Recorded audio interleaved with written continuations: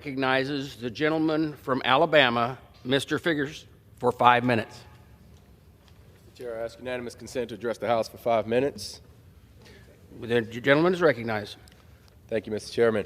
I rise today to first pay honor and respect to all of those who paved the way and had a hand in responsibility for me being able to stand here today as a member of Congress, a place where I could not stand in this capacity when this building was constructed.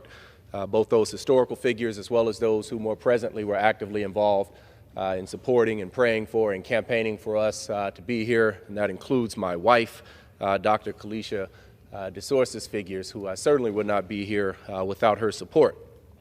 I also rise to say happy birthday to my mother, who I call Mama.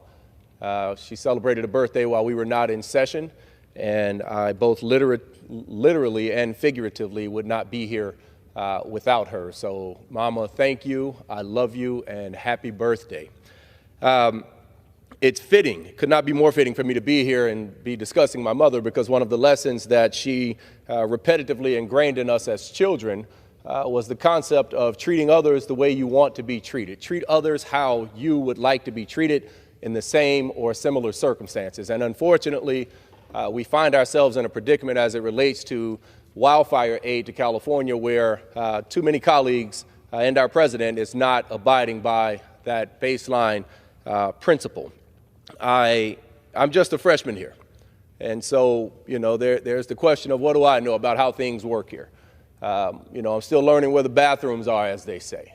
So I don't have the relationships. I don't understand the dynamics. I don't know how things move here yet. But here's what I do know. I know about decency. I know about compassion. I know that when you come from a community like mine on the Gulf of Mexico, that names like Camille and Frederick and Ivan and Danny and Katrina, they mean a little something different to you. I know that I come from a community where the average individual median income, or the median individual income, is just south of $32,000. People cannot afford to just up and rebuild their lives without disaster aid. I know when you come from where I come from, it's not a question of if you will be hit by a disaster. It is a matter of when. It's not a matter of if your community will need federal disaster aid. It is a matter of how much you will need and how fast we can get it there.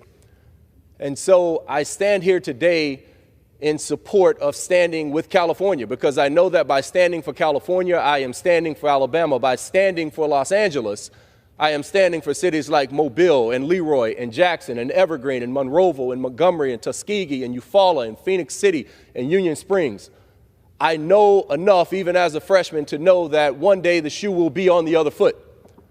I know that we will not always find ourselves in the dynamics now where Republicans are in control of the House. One day Democrats will be in control.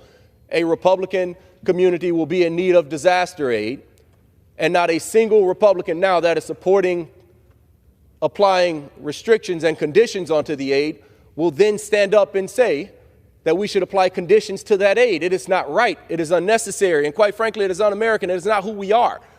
We pride ourselves on those cornerstones of the religion that most of us claim to abide by in this house, those cornerstones of grace and mercy and compassion. We pride ourselves on being able to say that we live in a country where we have the backs of the people that call themselves Americans as well.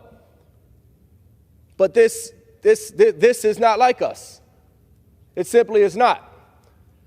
California pays the most in federal taxes of any state in this union. They subsidize most of the states, or many of the states rather, including the state of the Speaker of the Speaker of the House of Representatives and Alabama. We need to be there for them. I know that today the LA that needs help stands for Los Angeles, but tomorrow that LA could be Louisiana, or it could be Lower Alabama, as some people call back home, or it could be FLA, as in Florida. We have to stand up for California now. We have to do better. And so as a freshman, I don't know much, but I know what my mama taught me. And I know this ain't it. And I know this is not what the mothers of my colleagues taught them. So we have to put aside the partisan nonsense and do right by American people, because one day your community will be in need as well. I yield back, Mr. Speaker. Gentleman yields back. The chair now recognizes a gentleman from